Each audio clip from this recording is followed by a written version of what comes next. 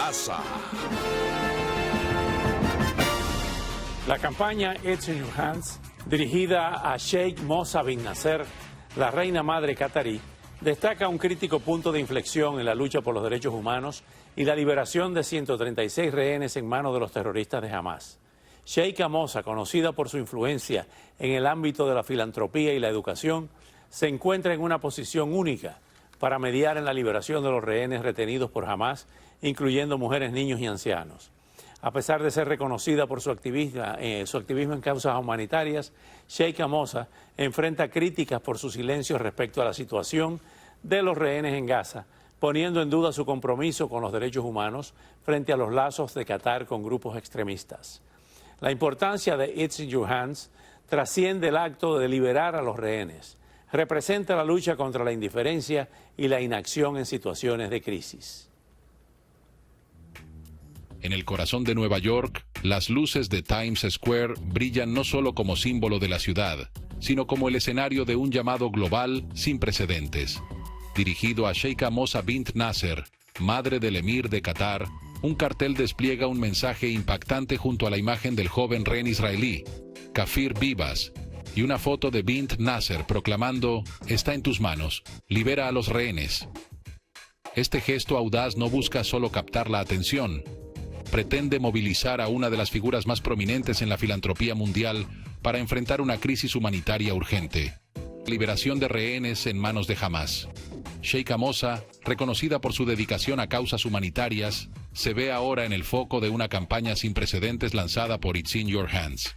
Esta organización, una coalición de líderes y entidades cristianas, cuestiona la postura humanitaria de bint Nasser, instándolas a actuar frente a la retención de rehenes por Hamas en Gaza, señalando un doble estándar en su compromiso frente a los vínculos de Qatar con grupos extremistas.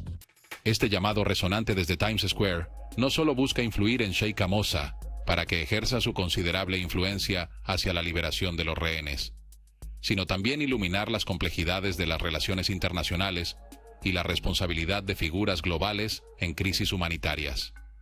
Una iniciativa que desafía, interpela y busca cambiar el curso de una situación crítica, todo desde el vibrante corazón de Nueva York.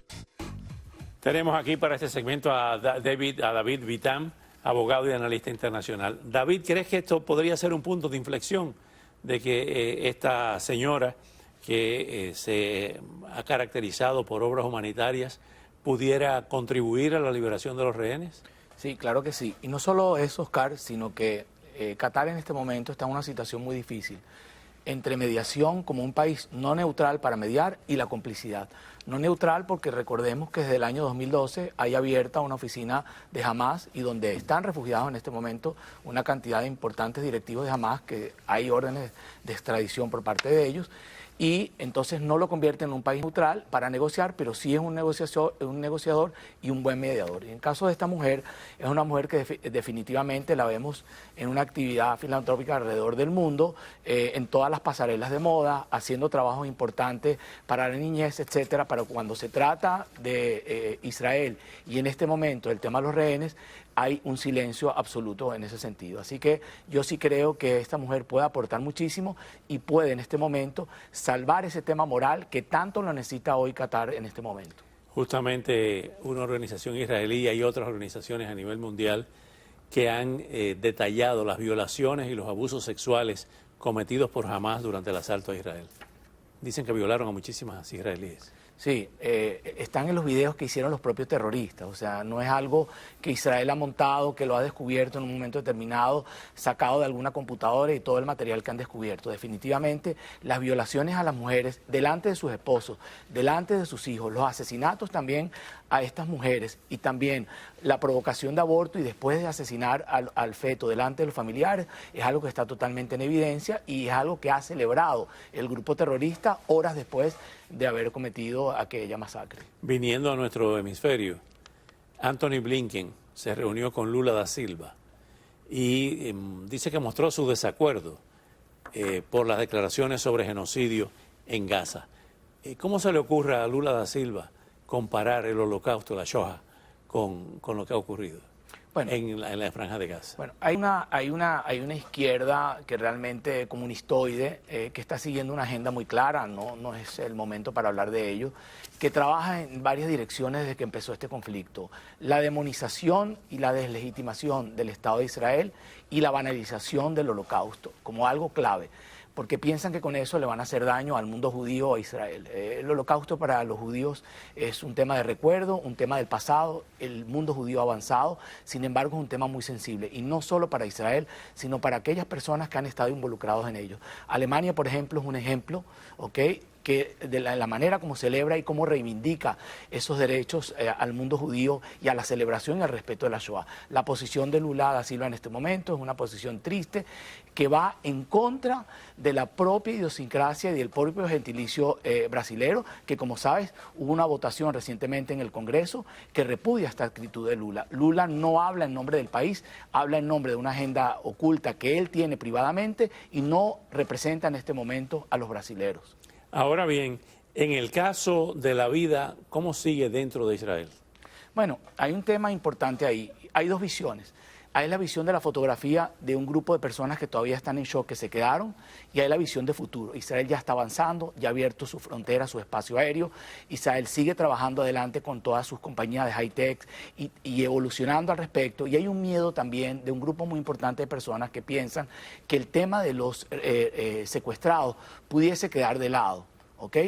Y eso, si eso ocurre realmente, Israel tendrá una posición distinta y una posición de negociar muchísimo más dura. Si bien esas 200 personas son muy importantes, hay millones de israelíes, millones de árabes israelíes inclusive adentro, que están pidiendo que hay que evolucionar con el respeto a lo que está ocurriendo con los secuestrados, sin abandonar el tema de los secuestrados y hacer una vida rutinaria de manera normal, pero evolucionando, siempre pendiente de lo que hay que hacer para traer a esta gente adelante.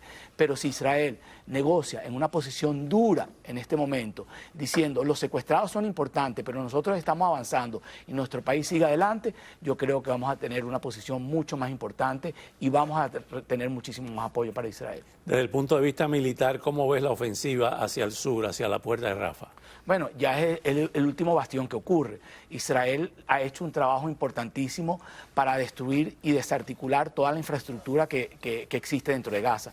Que por cierto, Oscar, el dinero que se recibía de la UNRWA y el dinero de las donaciones o el apoyo que le da Gaza, que le da Qatar oficialmente para pagar la nómina pública a los gazatíes, no es suficiente para la construcción de túneles. Definitivamente hay un financiamiento de Qatar ahí oculto para haber podido construir los millones de metros cuadrados en esos túneles que están llegando a Israel prácticamente. Entonces es algo también que hay que ponerle la lupa en este momento. ¿Cómo ves el caso de las universidades de Estados Unidos, de la Universidad de Texas, por ejemplo? Bueno, yo creo que el tema de las universidades ha tenido una reacción espectacular. Donde había financiamiento de Qatar. Ya el campus que existía ya no lo están haciendo, ya ha clausurado su renovación y ya muchas universidades han seguido adelante con eso. Además de eso, hay una investigación pendiente por los 4.000 y pico de millones que ha dado Qatar solamente y la cantidad de millones que ha recibido las universidades, que no se sabe a dónde ha ido ese dinero. A profesores que han trasladado de viajes, de vacaciones, han comprado voluntades y ya sabes lo que ha ocurrido. Sin embargo, yo creo que esa va a ser la posición. Las universidades están claras que van a evolucionar y que definitivamente ese dinero es importante, pero no es el más importante. Hay otro tipo de donaciones que van a reflotar a esas universidades y que van a hacer que esta mentalidad cambie, porque de lo contrario se está creando un enemigo dentro de los Estados Unidos a través de la islamización de las universidades y de personas que son ajenas totalmente al conflicto del Medio Oriente. David, como siempre, muchas gracias por venir y por tus minutos tan valiosos. Al regresar, conversaremos con el periodista venezolano Leopoldo Castillo y ex embajador en El Salvador sobre Venezuela, llena hoy de noticias entre una tragedia minera y la posible extracción por parte del régimen de Maduro de un militar venezolano asilado en Chile. Pero antes los dejamos con la reunión de Antony Blinken con Lula da Silva, precisamente de lo que estábamos hablando en el marco del G20. El presidente de Brasil, Luis Inácio Lula da Silva, recibió al secretario de Estado de Estados Unidos, Antony Blinken, quien llegó al país para asistir a una reunión de ministros de Exteriores del G20. La reunión en el Palacio Presidencial de Planalto, en Brasilia, duró más de 1 hora y estaba previsto que trataran diversos asuntos, entre los que figuran la situación de Venezuela, los conflictos en Ucrania y Oriente Medio, y el propio grupo que reúne a las mayores economías del mundo. Fue una gran reunión. Estoy muy agradecido con el presidente por su tiempo. Fue una gran reunión y Estados Unidos y Brasil están haciendo cosas importantes juntos. Estamos trabajando juntos a nivel bilateral, regional y global. Es una asociación importante y estamos agradecidos por la amistad.